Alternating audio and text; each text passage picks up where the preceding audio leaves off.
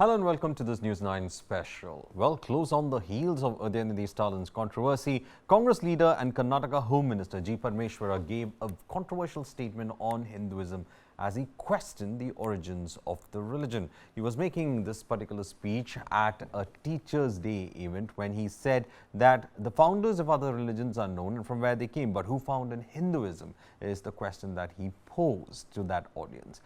This has become a huge controversy in Karnataka, and at the same time, the BJP has in fact slammed him for his statements. We have BJP leader Ashwath Narayanan in fact condemning the statement that was made by G. Parameshwara. G. Parameshwara is a prominent Congress leader. He has been the party's face for quite some time, especially when it comes to certain regions. And he is also known to be a very good backroom player when it comes to ensuring that the party does have the negotiation in place when it comes to putting its leaders in the right positions and at the same time to break deadlocks with any of the allies if possible. So G. Parameshwara is a strength within the party and is also a prominent Dalit voice also from the party. See that two politicians from the south have made these statements one after the other. How do you in fact see? Is it because in the south it's understood totally different from the way it is understood in the north when it comes to questioning religion? I mean, there is that capacity to question religion in the south, while it is considered to be too sacrosanct in the north for even questions to be asked. Is it that kind of an understanding, or I'm just reading it too much, based on this Vindhya divide? No, it's not the way how we see it, because see, we when we call ourselves as Indians, so it is it's from 1947 we started calling ourselves as Indians, and that's for the convenience of British, and that is one part of it. Of course, that derived from the initial name they gave Hindustan, right? Pakistan and Hindustan, whatever it is, and then that's where in fact, as rightly one of my brother who was earlier talking about it, rightly mentioned about Megasthenes. Not only Megasthenes, Yuan Shuang or many other travelers or explorers rather. So they all came, they saw, they mentioned this as a land of Hindus. Why? Because they thought that that's the way to define it. Based on their understanding, they gave the name. Even Arabic rulers were giving the name Hind Kush, basically because they were all attacking us, invading us, and then taking the Hindus as some of them as slaves, while taking them back by that particular mountain because of cold. Many people died. They called it like killer of Hindus. So that's the way the name was given. But having said that, the way Indus Valley civilization is what mainly behind all these things, the name, nomenclature, whatever it is. But one thing that we need to realize is Mr. Parameshwara asked about when was it born and all these things. Yes, very much they can. He has all the right to ask this question. In fact, in Hinduism, what we say is ultimately you end up in asking a question: Who am I? Right? That's starting from outer search to the search inside your soul. So and then ultimately leading to the oneness with the supreme soul or whatever we talk about. So that is the kind of approach that as we call Sanatan Dharma, for which part of the name given because of the what do you call geographical area. So we call it Hinduism or whatever it is. But Bharat, as such, if you look at it, it is culture oriented. It has been existing for quite a long time, right? That name, because even from south to north, east to west, when you travel, you will see many practices being quite common. So that's what is dividing. And we have our own belief system. We believe in our gods. We are not like military religion, which says that you have to pray so many times a day, or it doesn't say that on a particular day you have to gather in a particular place alone. So I can go to my temple anytime, whenever I want. I can pray whenever I want, whichever the day I want. So it's all up to my convenience. And Hinduism is more like a religion of celebration. But when the minister who has, Mr. Parameshwara, who has asked this question, maybe he's asking to himself to introspect and understand. If he doesn't have an understanding, probably he can go and study. In spite of him being an elderly person, maybe he should have also understood what kind of repercussions it would make when it comes out from his mouth. But as one of the senior person who spoke earlier, he was saying that, he's a nice person, he have a puja room. Sir, in their house, they have the puja room, they believe in it, but, they also abuse there are some politicians who abuse the religion purely because they want to do it for a political gain, which we should be ashamed of, right? And then coming back to the point, this is also not serious, I would say. But the same way, right, son of today's Chief Minister, Mr. M.K. Stalin, grandson of past Chief Minister M. Karnataka, Mr. Udhayanidhi Stalin, he has made a statement where he said that, we will destroy Sanatana Dharma. We should destroy it like it's like malaria, dengue kind of a thing. What is sick about it? Because first and foremost thing, his mom and his own brother-in-law, they run from temple to temple for wellness of our CM. And we also wish him that, he should remain in good health, irrespective of ideological differences. But on the other side, the political agenda of the parent body that they have, called Dravida Kazhagam, it has always been like since the British era, they acted like British stooges, or rather Christianity stooges, and constantly been attacking Hinduism. A classic example is they even they spoke ill of Sita Devi, and then they even garlanded Rama's picture with footwear. So that is the kind of a thing they were doing. And they have even they used to conduct programs where they used to say that, you should cut your Mangal Sutra and so many other things. They always targeted Hinduism. First, they said that the divide was because of Varnashrama. Today, we don't have that Varnashrama in our constitution. Second thing, they talk about, all these divides, Shudras and all this stuff. So I simply ask them, so whatever the caste certificate and everything that is being given, one side you want equality, the other side you want reservation. Fair enough. When it comes to this caste certificate and everything, have they mentioned anywhere that you are the Shudra, you are the Vaishya and all these things? I don't think so.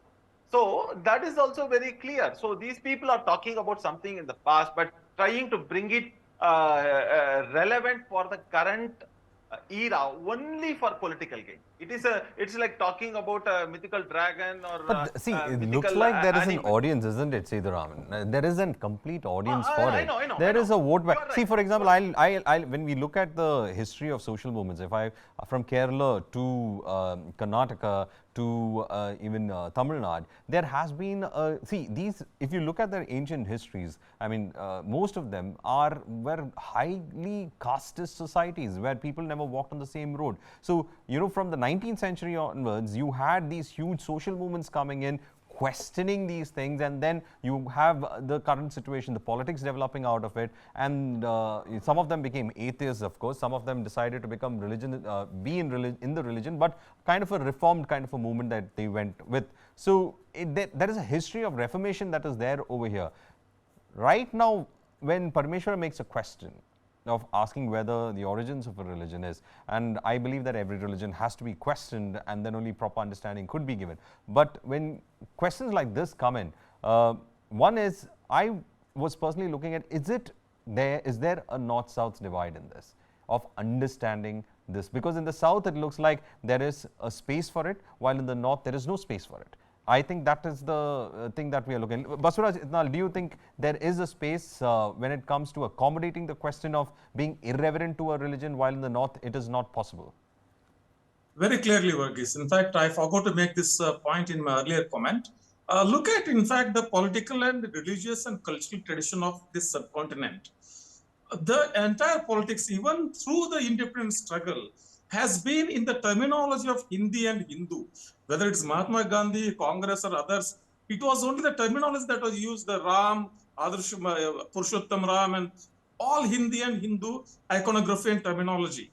Whereas even the name Bharat, if you come to it, if you come to that, even the name Bharat is named after Bharata Maharaj, who is the son of Dushyant.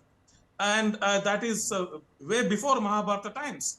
And where Mahabharata happened, around Haryana, Uttar Pradesh. Where Ramayana happened, around Haryana, Uttar Pradesh.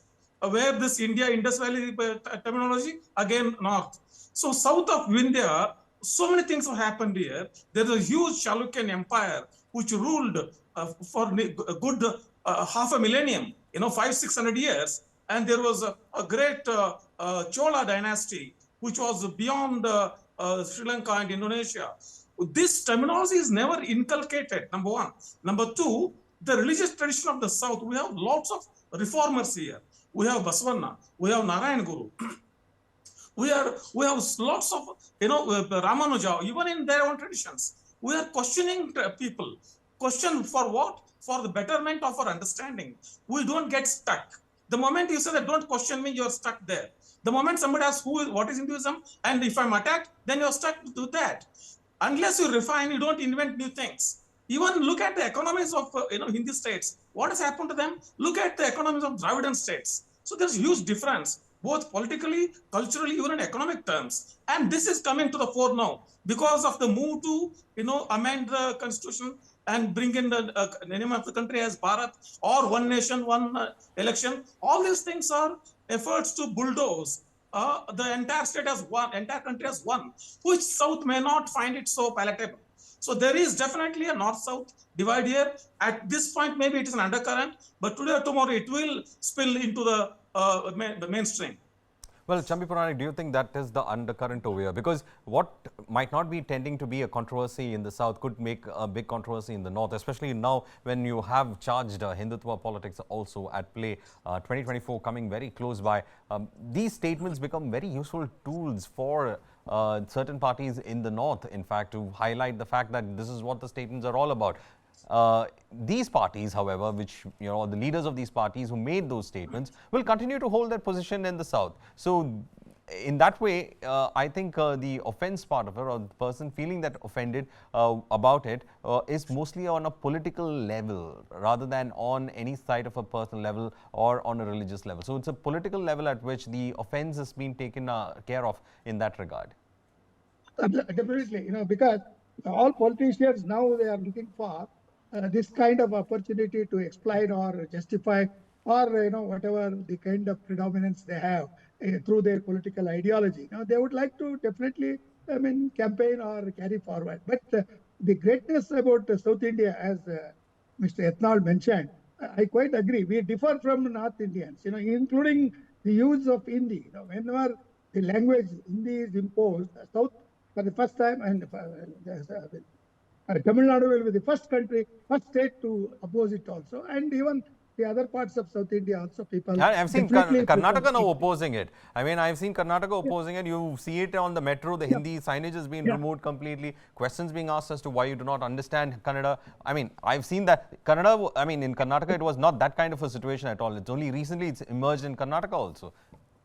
Yeah, Udhayanidhi's remark and Mr. Parameshwara's observations, they are totally different. Udhayanidhi's intention is to create this kind of divisive kind of political approach before the elections. They have been doing it every time. And as the journalist from Tamil Nadu mentioned, the way they have humiliated or, disrespected Sri Ram and his idol, even from our younger days, we have seen, with the footwear and all that being put there. We were really aghast, because ultimately every society, including our constitution, always we speak for peaceful coexistence. We never think of a kind of violent or radical approach to eliminate, like the other ideologies which have come in the form of communism or Nazism or fascism and all that. So coming back to your point, that in South, definitely there is a different kind of perception about Hinduism. Hinduism in its liberal context, in its all-comprehensive approach, and also the way Mahatma Gandhi tried to clarify why he is a Sanatani. He has almost disregarded many of the whatever cruel practices that Hinduism was following. So therefore, he considers himself as a learner, kind of a revelation for himself. So therefore, he says that I am so and so. So that kind of liberal approach to Hinduism is there. I think the very name Parameshwara itself is a Hindu name. That is the question that everybody is asking. You have a name like this, and then you tend to question and try to find out the origins of it. So for a lot of people, it's a big contradiction in their heads. How is it possible? No, Varghese, I will put it in this way, in a very lighter way. It should not be taken offensive. Whereas, Mr. no, Puranik, before you say that, be careful. There are a lot of people who will take offense these days. That's why. So I'm also very careful with my words when we have a conversation. So you can think twice. It's all on you if you actually make those statements. No, as a teacher, I have always enjoyed this responsibility and freedom. Both I have held with greater caution and all that.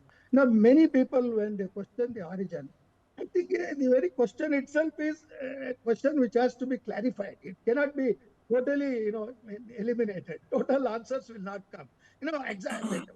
Ishwarappa has made a very stupid comment, saying that Parameshwara, do you remember who are your forefathers, like that? That is not the way. What I am saying is the kind of origins, if you go into it, definitely there will be controversies. There will be many opinions, not two opinions, many opinions. So people may not agree with it, but the question remains as a question, including the answers that you give about the origin of Hinduism, which I mentioned, it's a civilizational context in which we have to see the approach towards Hinduism. We are not seeing it from the point of view, casteist point of view. If casteism is there, South India will definitely oppose it. If casteism is the kind of value which North Indians keep in their attitude to identify Hinduism, we differ. So Mr. Etnal has rightly mentioned that in South, we are not only reformist, but more liberal, more accommodative. And we have never accepted this kind of imposition of a mono-religious kind of explanation for any religion. Including Parameshwara, I'm sure, he will also, whenever we meet him informally, he will definitely say, I just thought of an open Right. Right.